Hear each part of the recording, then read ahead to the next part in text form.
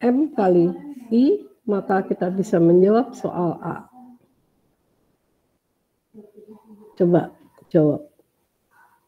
Manakah yang paling besar delta TF-nya?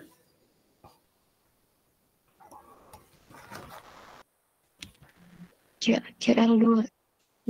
CaCl2. Kenapa?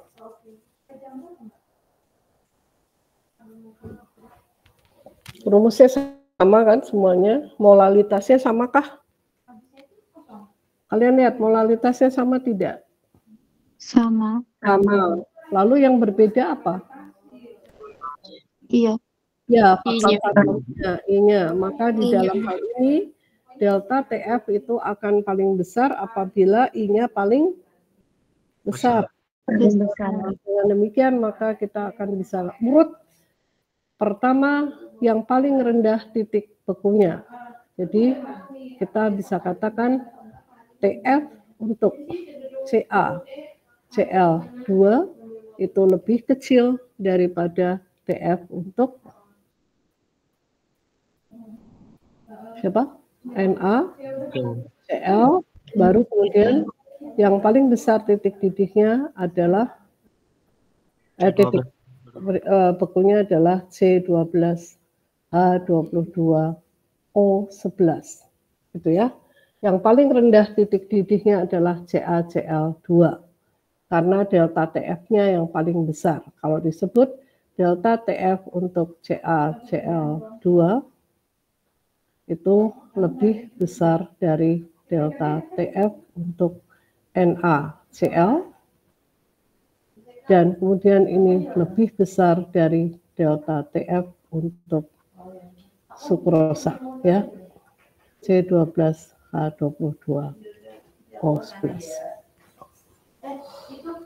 Oke, jelas ya. Nah, sekarang kita akan lihat ini. HCl. Ini HCl, ini juga HCl. Berarti dua-duanya mempunyai I sama dengan berapa? 2. Ya, I sama dengan 2. Nah, sekarang kita akan lihat ini. Ini adalah asam cuka, ya, asam cuka. Di dalam hal ini, I-nya itu di antara berapa? I untuk asam cuka ini lebih besar dari 1, tetapi lebih kecil dari 2. Mengapa demikian? Kita akan lihat pembahasannya adalah sebagai berikut. Kita lihat di sini, HC2H3O2 itu terurai sebagian, ya, terurai sebagian menjadi H+ dan berikutnya adalah C2H3O2. Nah, karena ini hanya sebagian saja, jadi ini akan ada sisa. Sisanya adalah sama dengan konsentrasi awal dikali 1 min alfa. Sedangkan ini ada sebesar C kali alfa. Apa itu alfa? Yaitu derajat ionisasi. Yang ini C kali alfa juga. Maka jumlah, kita akan bisa lihat di sini, jumlah partikel atau jumlah partikel, ya saya sebut saja jumlah partikel akan sama dengan berapa? Yaitu C kali 1 min alfa ditambah C alfa ditambah C alfa. Karena apa? Di dalam larutan, ya, jumlah partikel dalam larutan. Nah, kalau kita lihat ini, kita jumlahkan, maka ini nilainya lebih besar dari 1. Tetapi karena alfa itu mempunyai nilai lebih besar dari 0, sekali lagi, range alfa. Alfa itu derajat apa tadi? Ionisasi. Ini harga alfa itu antara 0 dan 1. Maka kalau kita lihat di sini, jumlah partikelnya itu menjadi sama dengan berapa? Yaitu sama dengan ini, kalau kita lihat semuanya, C kali 1 min alfa plus alfa plus alfa, gitu kan ya? Nah, jadi ini angka yang kita akan dapatkan. Dengan demikian, maka I akan lebih besar dari 1, tetapi dia akan lebih kecil dari 2. Seandainya alfa sama dengan 1, maka ini tambah ini akan sama dengan 2, ya, 2C. Tapi karena ini alfanya di antara 0 dan 1, maka kita dapatkan ini. Apa dampaknya terhadap larutan ini? Maka kita akan dapatkan delta TF ya. Dari sini kita akan dapatkan delta TF akan paling besar pada apa? Ada 3 larutan. Delta TF, saya tulis dulu ya. Delta TF HCl 0,1 M, lalu ada delta TF untuk HCl 0,5 M, dan ada delta TF untuk HC2H3O2. Oke, beri tanda lebih besar atau lebih kecil antara HCl 0,1 M dengan HCl 0,05, sorry, ini bukan 0,5 tapi 0,05 molar. Oke, mana yang menurut kalian paling besar? HCl 0,1 mol. Oke, baru ini segini ya. Kenapa? Karena ini kan I-nya, berapa sih I-nya? 2 kan? Kenapa IHCl sama dengan 2? Karena HCl itu akan terurai menjadi H plus dan Cl minus, betul nggak? Ya. Ya. Jadi kalau kita lihat di sini, maka delta TF-nya begini. Bagaimana dengan TF-nya? TF HCl 0,1 M dibandingkan dengan TF dari HCl 0,05 M dan TF dari HC2H3O2. Yuk, gimana? Tentu kebalikannya. Tuh kan? Kecil. Ya. Jadi yang paling kecil siapa? TFHCl. Ya, TFHCl 0,1 M, betul. Sekarang kita akan lihat yang berikut ini. Kita lihat 0,01 molar K2SO4. Sekali lagi di sini, kalau kita lihat KF, ya KFH2O, karena pelarutnya adalah H2O, sama dengan 1,86 derajat Celcius molar pangkat min 1. Nah, K2SO4 itu ionik atau bukan? Ionik. Maka dia akan terurai menjadi 2K plus SO4 2 min. Berapakah nilai I? 3. Oke. Dari sini kita akan bisa dapatkan bahwa delta TF sama dengan apa tadi? KB, boleh I-nya di depan, boleh I-nya di belakang, nggak masalah ini. Ini KF kali M, kan ya? Berapakah I? Berapakah KF?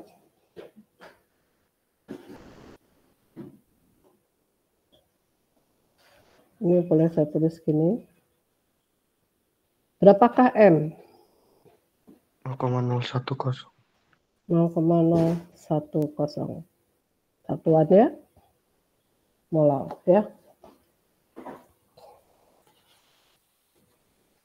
Dah kesimpulannya berapa dapatnya? Hasil kalinya tentu akan, ini kali ini adalah 5,4 ditambah, jadi 5,64 ya. 5,64. Betul nggak? Salah. 5,54. Ya, 5,54. 6 kali 3 itu buntutnya harusnya 8 ya. 5,58 kali 10 pangkat min berapa ini? Min 2. Kali 10 pangkat min 2. Satuannya derajat Celcius ya, karena ini akan hilang. Oke, jadi ini kita dapatkan delta TF. Berapakah TF? 0 derajat Celcius min delta TF ya, min 5,58 kali 10 pangkat min 2. Udah. Ya, jadi kalian bisa dapatkan angka dari sini. Oke. Ya, jadi selesai 2 soal ini. Kita masuk soal yang berikutnya. Kita lihat di sini. Tekanan osmosis. Apa simbol tekanan osmosis? Bilangan Romawi 2 itu bukan, Bu? Bilangan Romawi 2 bukan. Pi. Pi ya, tekanan osmosis itu pi ya. Pi seperti ini, pi kecil. Berapakah pi dari larutan ini? Kita lihat di sini adalah 0,456 atmosfer. Kita tulis dulu aja. Lalu di sini kita tahu apa? Molalitas KI. Berapa? 0,01. Ya, 1 kali 10 pangkat min 2 molar. Oke, apalagi?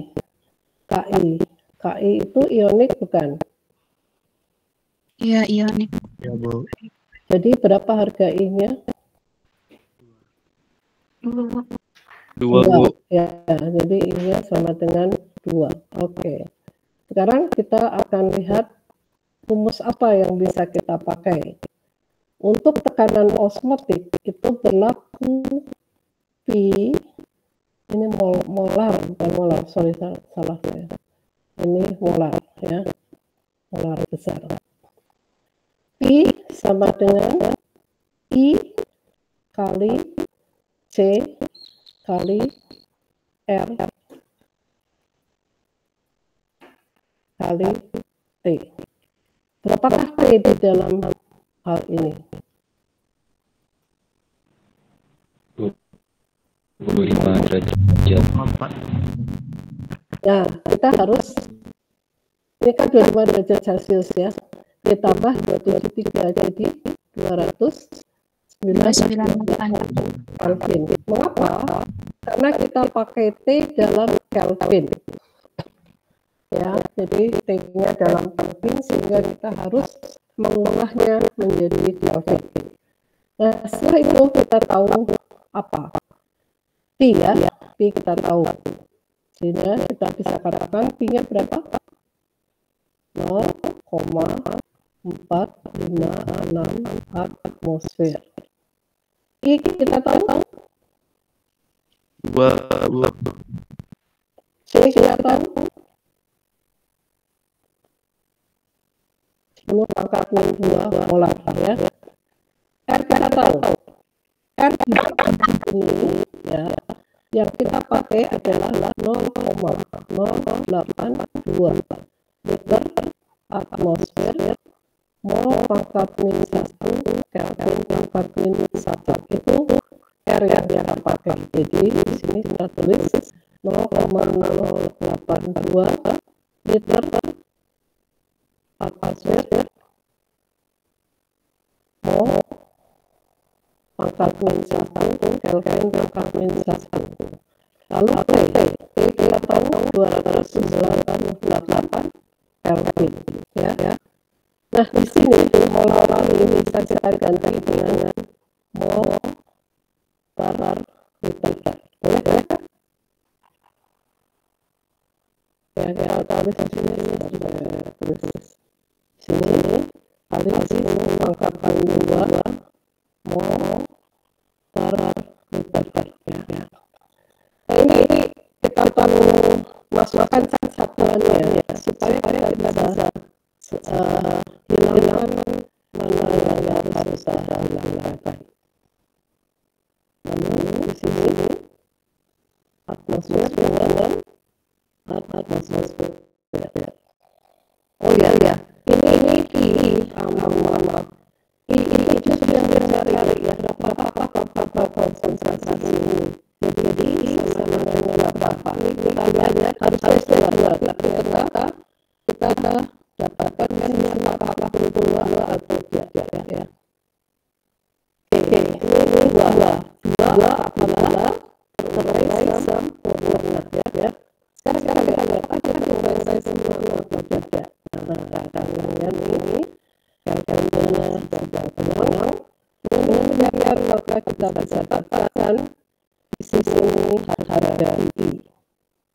Kalau I kita letakkan di sebelah kanan tetap saya lakukannya di kanan, boleh juga kita lihat ya. Maka I sama-sama dengan 0,456 dibagi dengan ini berapa? 26 ini dibagi 10 pangkal 2 dikali 0,082 dikali 298 ya. Kalian akan dapat harga I itu berapa? Itu boleh dicek ini 456 dibagi yang bawah saya akan masukkan ini 298 pangkat 2,98 kemudian berikutnya dikali 82 kali 10 pangkat min 3. Nah, pakai kalkulator kalian akan dapat angka 0,456 per ini 298 kali 82 ini dikalikan 10 pangkat 0, berapa? Atau 1, berapa? 1,86. Ya. 1,86. Ini lebih kecil dari 2. Apa artinya? Ya, sebagian saja yang terurai. Maka ini berarti KI itu terurai menjadi K plus I minus, tetapi sebagian lagi kembali ke KI. Ya, itu yang terjadi. Akibatnya nilai I tidak sama dengan 2 atau lebih kecil dari 2. Maka di sini I akan lebih kecil dari 2, tapi dia akan lebih besar dari 1. Ya. Baik, jadi cara mencarinya itu rumusnya sudah kita tahu. Ada yang tidak diketahui. Siapa yang tidak diketahui adalah I. Walaupun kita tadi sudah meramal I-nya sama dengan 2, tapi ternyata karena di sini I-nya itu justru yang kita cari. Akibat dari apa? Akibat dari Pi yang hanya sekian. Kalau dia I-nya 2, pasti Pi-nya akan lebih besar dari 0,456. Ya. Itu tidak sukar, tinggal kita melihat dengan baik kalimatnya, membaca dengan baik, dan menuliskan apa yang diketahui dan apa yang tidak diketahui. Oke, di sini saya akan bahas yang ini dulu.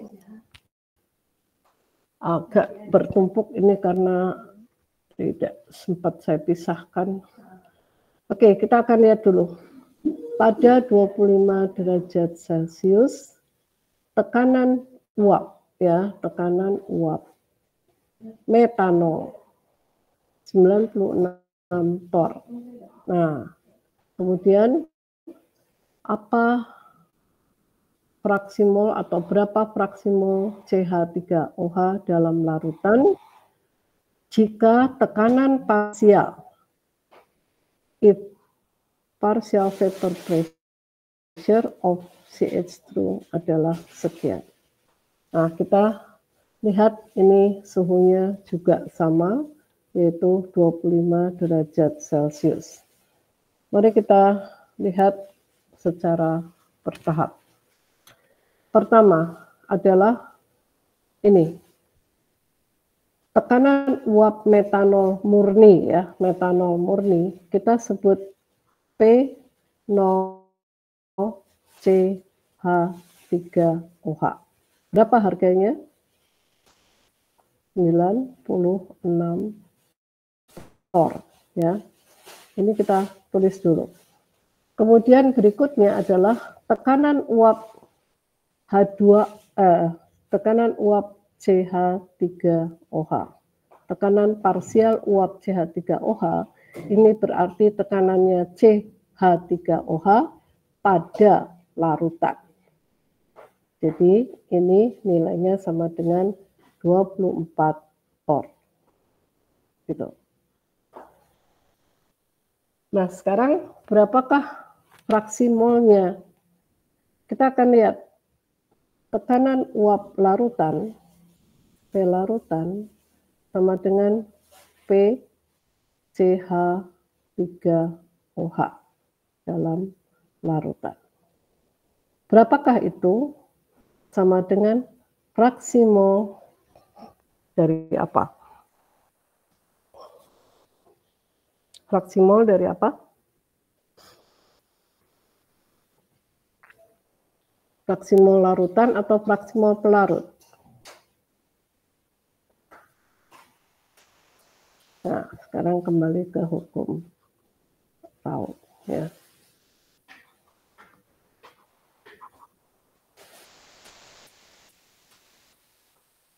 Atau kita bisa lihat ini, penurunan tekanan uap.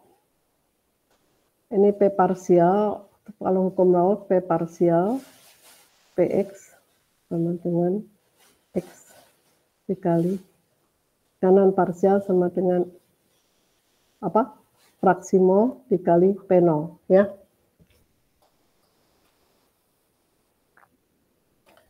Oke, sekarang kita lihat apa arti larutan CH3OH dalam air. CH3OH dalam larutan. Artinya di sini kita punya apa? Ada CH3OH, ada H2O, ya. Ini ada dalam bentuk larutan. Nah, kemudian berapa banyak CH3OH-nya? Kita sebut fraksi mol CH3OH sama dengan apa? Mol CH3OH per mol air.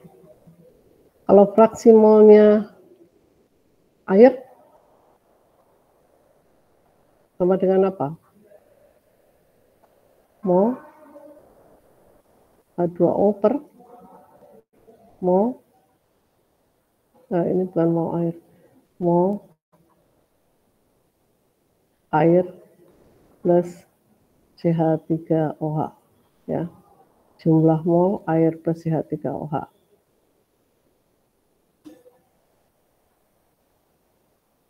Oke, itu fraksi mol, ya. Kemudian kalian ingat pada perubahan tekanan uap pada larutan. Delta P sama dengan X zat terlarut dikali P0 ya.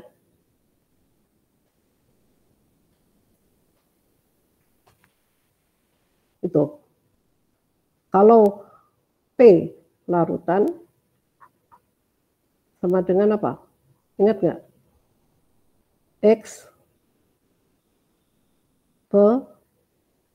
larut dikalikan P0 larut ya.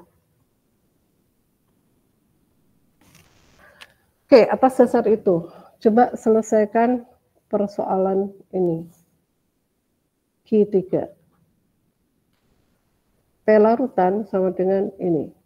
Oke, saya tulis di sini aja. P larutan itu tadi apa? Sekali lagi, P larutan sama dengan X-nya apa? Pelarut dikali P0 pelarut murni. Nah, berapa P larutan? Lihat di data ini. P larutannya berapa?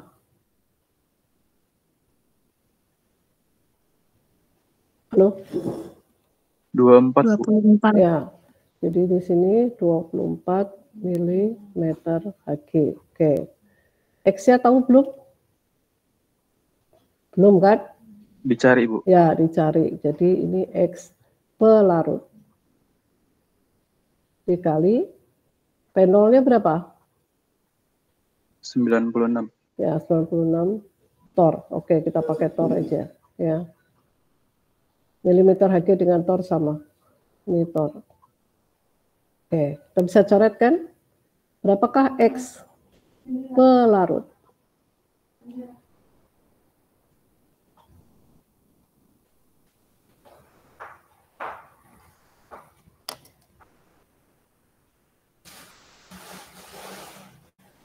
Ya, jawab.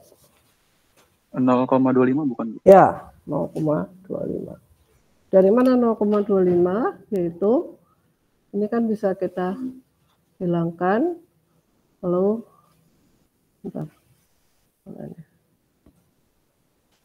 kita akan dapatkan X pelarut adalah 24 dibagi 96 alias 1/4 atau 0,25. Kalau X pelarutnya segitu, berapakah X zat terlarut?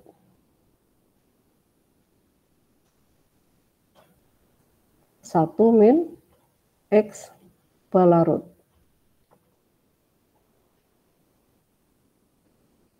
Berapa itu? 0,75. Ya, 0,75. Gitu ya.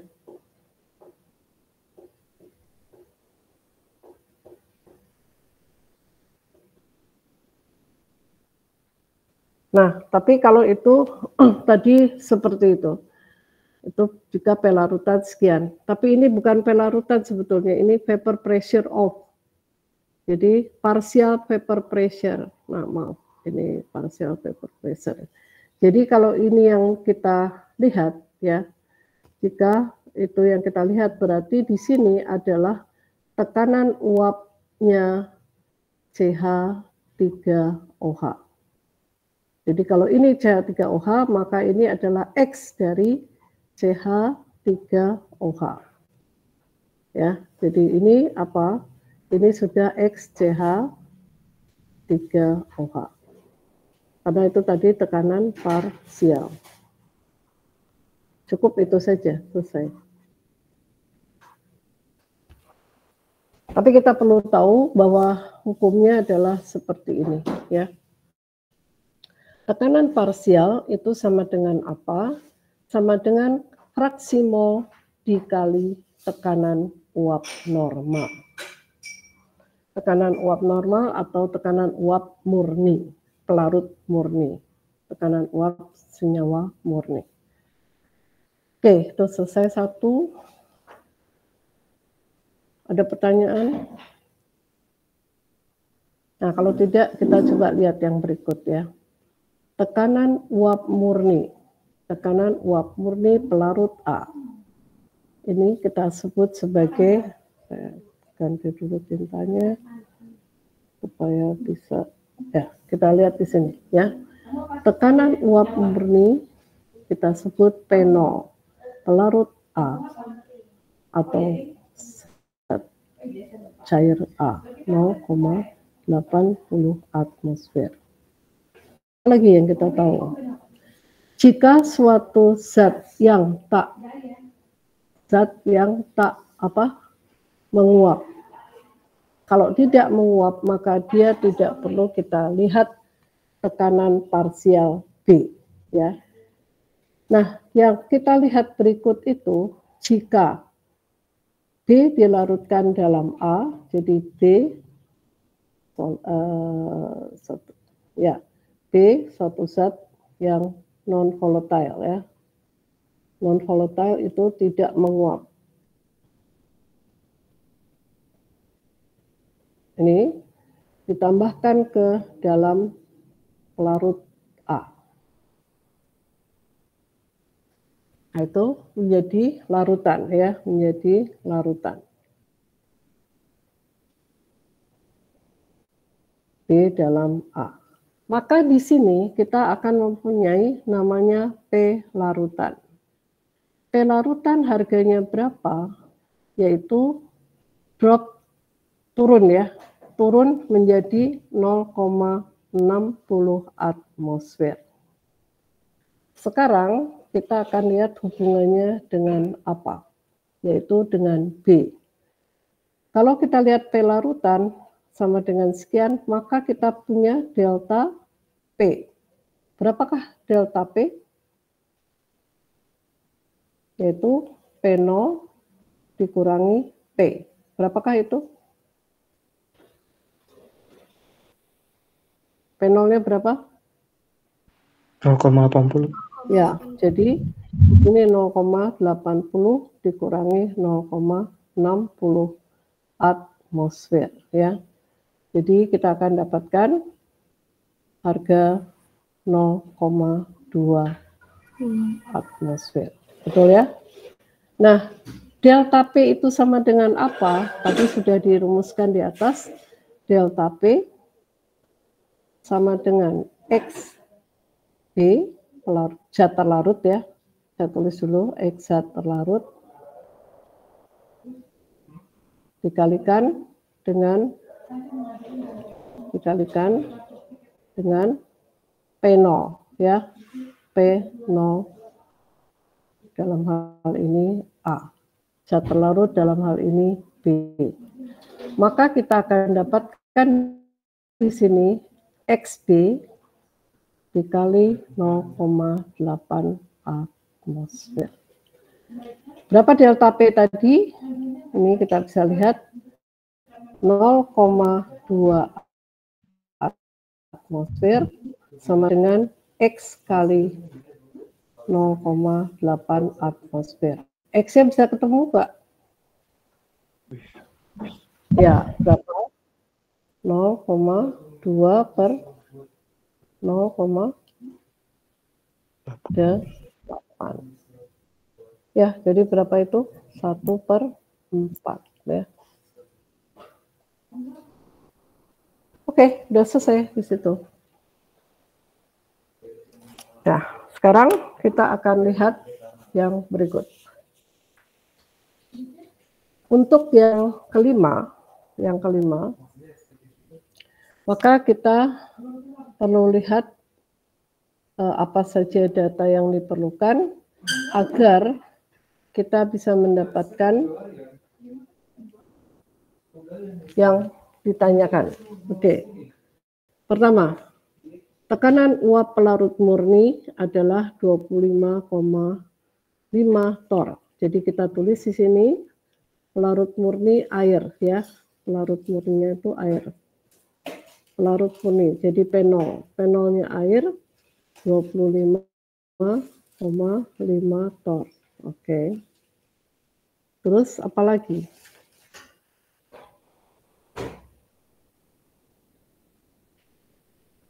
Ya, di sini kadar glukosa. glukosa itu sama dengan berapa? 20 gram dalam, jadi ini kita akan lihat ya, konsentrasi glukosa. Saya sebut glu saja, sama dengan berapa? Yaitu 20 gram per 100 gram air. Berapakah itu? Nah, di sini kita perlukan molaritas, ya. Molaritas atau apa? Ya, kita akan lihat. Apa ini yang akan ditanya apa sih? Tekanan uap kan? Oke, tekanan uap. Jadi kita boleh juga mengatakan begini. Glukosa C6H12O6 sama dengan 20 gram. Ini berapa mol? Yaitu 20 dibagi 180. Kenapa 180? Kita akan cari MR-nya atau massa molar, MM, boleh tulis MM. Glukosa, ya. Yaitu 6 kali 12 72 ditambah 12 ditambah 96, yaitu sama dengan 180 gram per mol. Jadi C6H12O6 adalah 1/9 mol. 1/9 mol. Sekarang air H2O berapa molnya?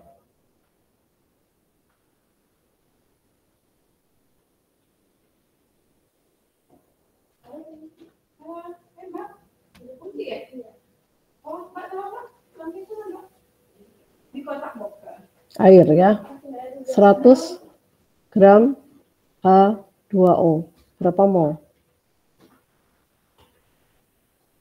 100 dibagi 18 ya.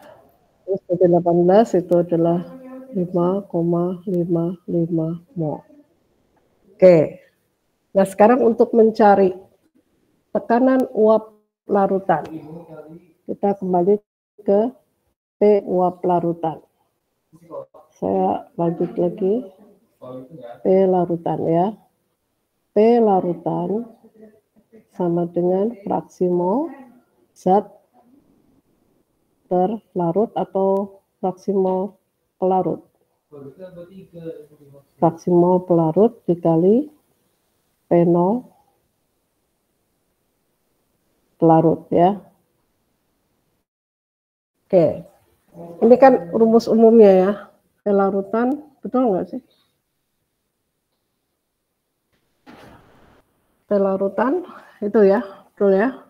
Jadi ini pelarutan ini dipakai untuk mencari X zat pelarut. Ya, silakan. Apa yang diketahui, apa yang tidak diketahui. Oke, kita akan lihat di sini. Apa yang kita bisa lihat? Yaitu X-nya H2O. Berapa? Jumlah molnya H2O adalah 5,55 mol dibagi dengan ini 5,55 ditambah 0,11. Ini siapa? 0,11 ini ya.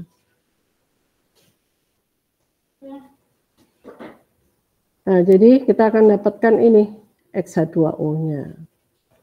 Nah, jadi dari sini kita ketemu P larutan. Berapa P larutan? Yaitu fraksi molnya tadi, fraksi mol pelarut ya, yaitu nih 5,55 dibagi 5,66 gitu ya. Terus berapa fraksi mol pelarut? Ya ini tadi fraksi molnya. Kemudian dikalikan dengan P0-nya pelarut 25,5 ton. Udah tinggal ngalikan. Ya. Jadi sama dengan sekian tor. Gitu. Oke? Ada pertanyaan untuk yang ini?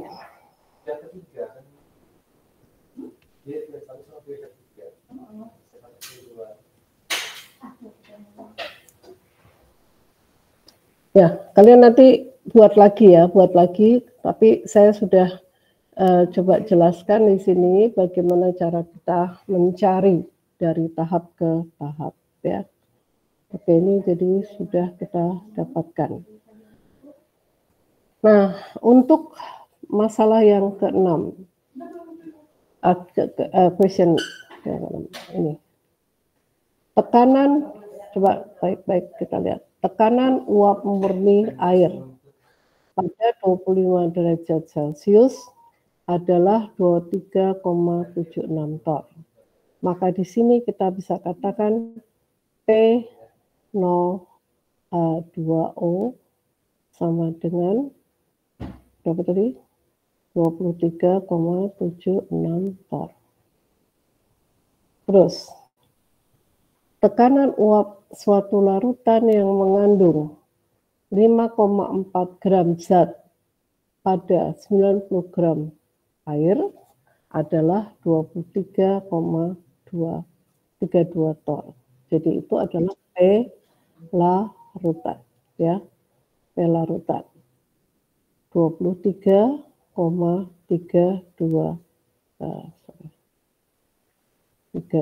tor. Oke, dah. Dari sini kita bisa melihat apa? Maka kita bisa mendapatkan delta P. Berapakah delta P? Yaitu P0 min P. Berapakah P0? 23,76. Berapakah P? 23,32. Jadi ini kita dapatkan sama dengan 0,4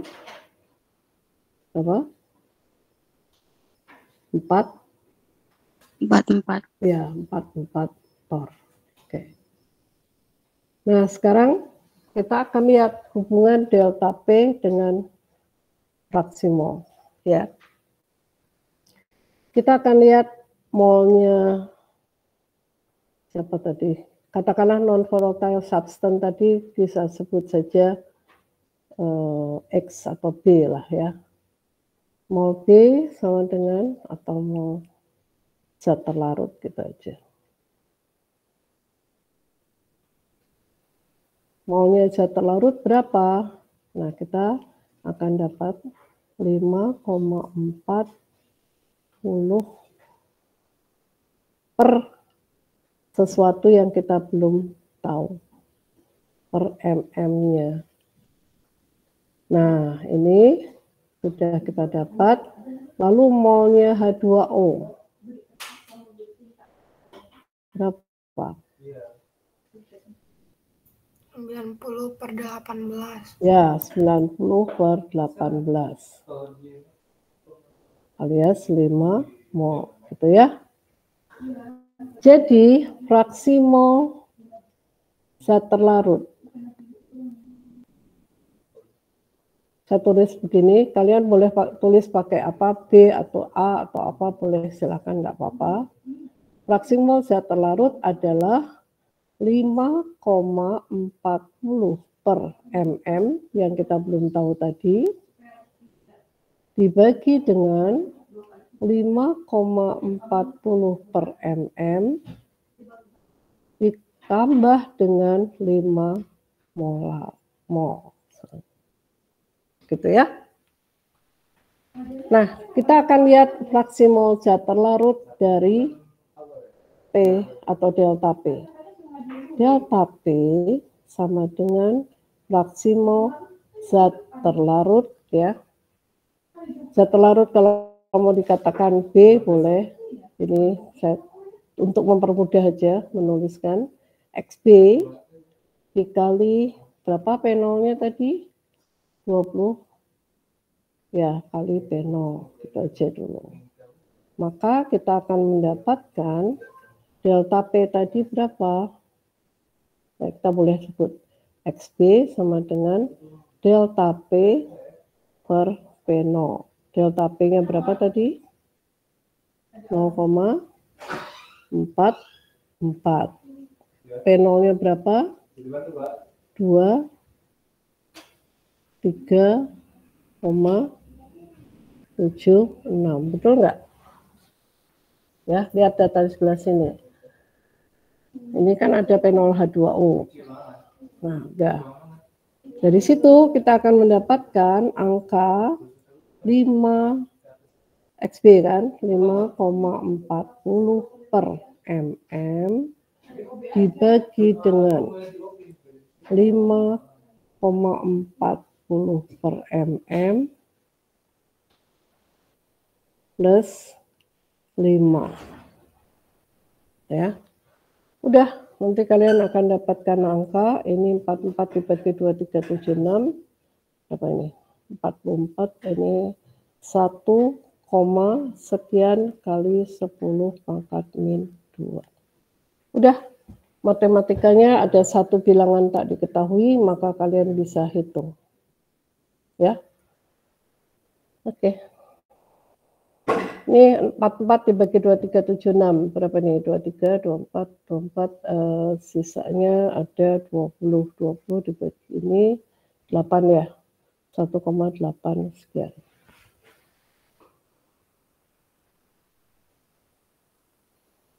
Ya, 8, 82 atau 84. Ya.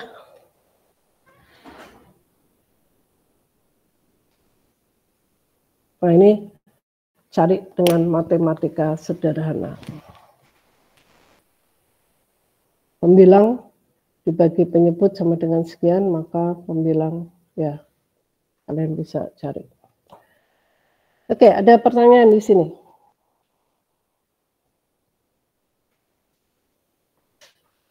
Halo? Putus?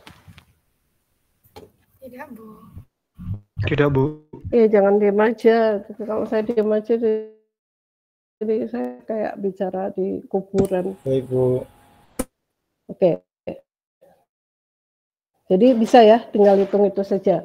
Sekali lagi nanti kalian kalau membuat ya, gunakan ruang yang cukup untuk menulis. Jadi step-stepnya ini sudah saya uraikan, tinggal diulang lagi, sehingga kalian bisa tahu dari mana ke mana harus kita selesaikan.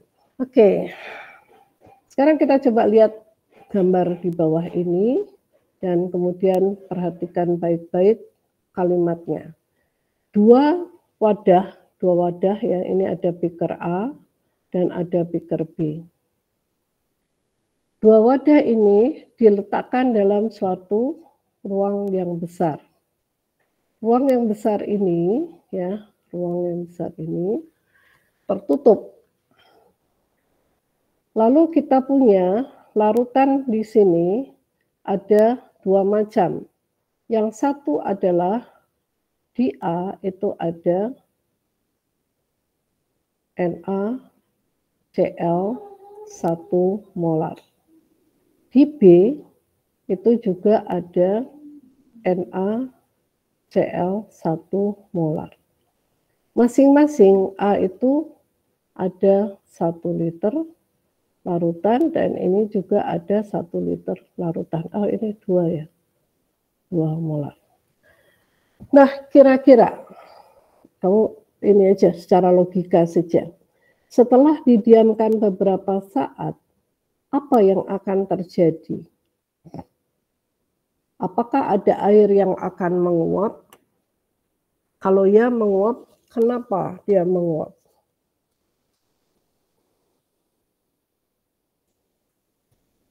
Ayo.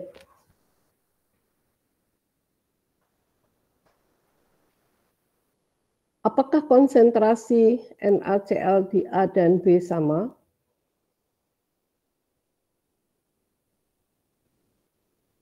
Halo?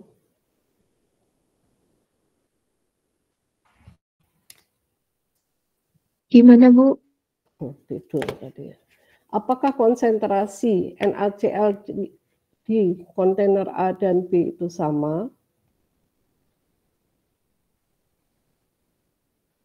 Ya atau tidak, itu aja. Fitriah, ada? Ada, Ibu. Ya, apa jawabnya? Sama atau tidak? Tidak. Tidak. Mana yang lebih pekat?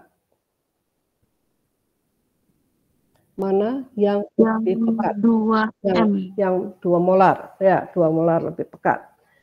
Maka kira-kira akan terjadi perpindahan uap air dari mana menuju ke mana? Ingat osmosis. Osmosis itu apa?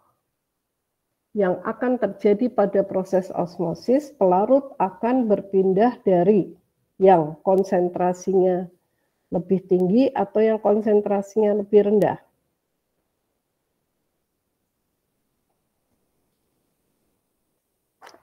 Atau prinsipnya gini deh. Lebih tinggi ke rendah, Bu. Konsentrasi lebih tinggi ke rendah. Apa itu osmosis? Perpindahan pelarut, molekul pelarut, ya, molekul pelarut melalui suatu membran yang disebut membran semi permeable, ya. Oke, sekarang anggap ada membran semi permeable di situ. Maka di sini akan terjadi perpindahan pelarut dari mana menuju ke mana.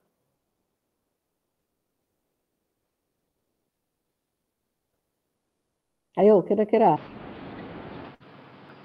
Dari yang konsentrasinya rendah ke konsentrasi yang lebih tinggi, Bu. Ya, jadi akan ada uap air yang berpindah gitu. Kenapa saya bilang uap air? Karena dia tidak bisa pindah sendiri larutannya ya. Kalau bisa pindah sendiri ya dia akan pindah, tapi ini kan tidak. Jadi dia akan membentuk dulu uap air ya. Nah, uap air ini akan berinteraksi dengan yang pekat.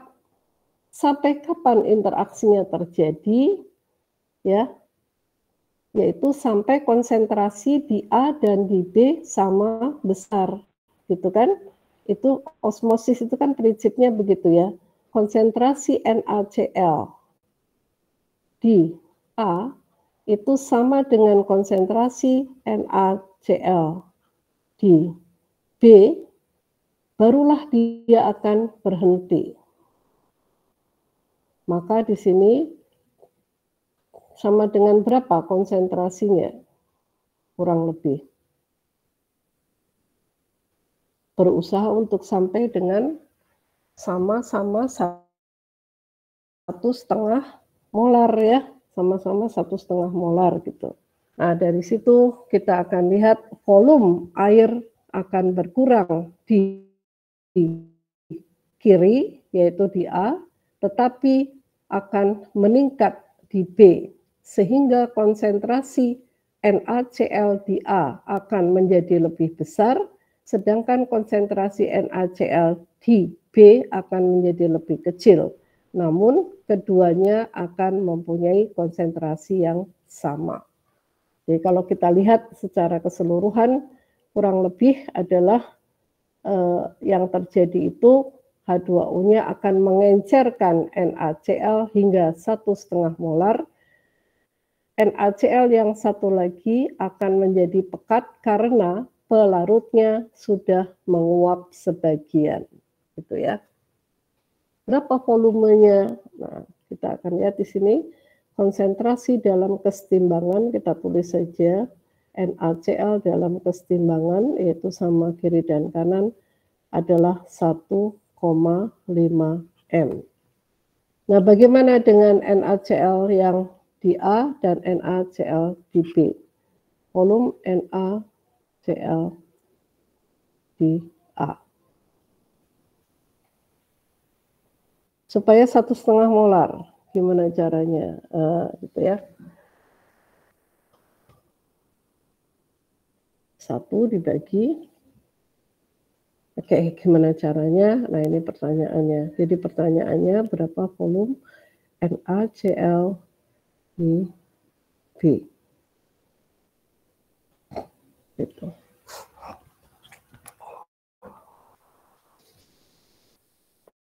Nah, untuk dari 1 molar menjadi 1,5 molar, berarti harus ada pengecilan volume. Nah, yang keduanya dari 2 molar menjadi 1,5 molar akan ada peningkatan volume. Kira-kira akan menjadi berapa volumenya di B? Nanti di A tinggal ngurangi saja bisa. Mana yang lebih mudah sih? Mencari yang B dulu boleh. Caranya gimana?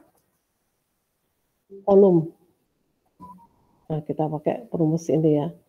V1 kali M1 sama dengan V2 kali M2. Nah, ini untuk mula-mula. Kalau V1-nya itu adalah 1 liter dikali M1 itu adalah awal, atau ini kita nolkan ya, kita nol untuk A. Kita mulai. V ini adalah V1.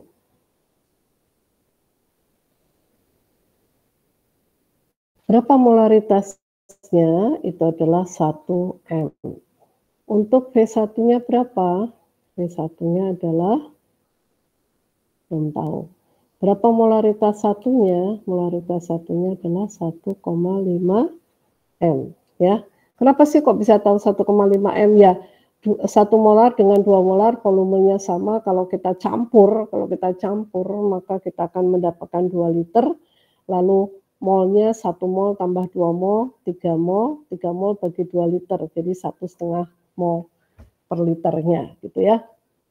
Nah, dapatlah apa? V1. Berapa V1-nya? Coba, yaitu 1 per 1,5 alias berapa? 2 per 3 liter. Oke, pakai itu aja angkanya. Pecahan nggak apa-apa kalau nggak ada kalkulator. Kalau ada kalkulator mau pakai kalkulator silakan. Kita akan lihat yang B. Untuk B, ya. Untuk B berarti apa? Kita mendapatkan V0B kali M0B sama dengan V2 kali M2. Ya. V0-nya berapa? Awalnya itu adalah 1 liter. M0-nya berapa? 2 molar. V2-nya berapa? Belum tahu. M2-nya berapa? 1,5. Berarti V2 berapa? V2 sama dengan 2M. Ini M-nya akan hilang ya, jadi kita lihat 2 dibagi 1,5. Berapa itu? 4 per 3. Ya kan?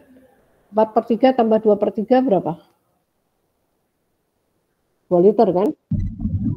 Ya, jadi hanya pindah posisi saja gitu. Ya, oke. Kalian bisa cek dari situ. Ini molar, ini liter. Ini M juga ya. Ini tinggal kita buang molarnya. Maka kita akan dapatkan ini 2 liter dibagi 1,5, 4 per 3 liter. Oke, jadi di sini akan menjadi yang barunya adalah 3 per 4 liter. Ini yang barunya adalah 4 per, 2 per 3. 2 per 3 liter, ini 4 per 3 liter. Ya, totalnya berapa? Ya, masih 2 molar. Inilah prinsip yang kita pakai untuk mengeringkan udara gitu ya. Kalau kita pakai NaCl pekat di udara tidak ada NaCl, maka uap air akan diambil oleh larutan NaCl atau NaCl-nya padat, maka NaCl-nya akan mencair gitu ya. Itu, jadi sehari-hari sebetulnya dialami, cuma kalian mungkin tidak paham apa yang terjadi. Nah, yang terjadi itu adalah suatu proses menyeimbangkan konsentrasi dengan cara osmosis atau boleh dikatakan juga difusi gitu ya. Oke, itu jadi model-model yang berkaitan dengan hukum Raoult. Nah, mudah-mudahan dari situ kita sudah bisa melihat dari yang tadi, kita melihat koligatif untuk tekanan uap, kemudian koligatif untuk titik beku. Nah, titik didih dan titik beku itu bedanya cuma kalau titik didih itu meningkat, titik beku itu menurun. Jadi kita sudah lihat juga tentang tekanan osmosis. Di prinsipnya tekanan osmosis, penurunan titik beku, peningkatan titik didih, penurunan tekanan uap, larutan, ya semuanya sudah kita selesaikan. Jadi setidaknya ini sudah menjadi contoh problem dalam sifat koligatif larutan.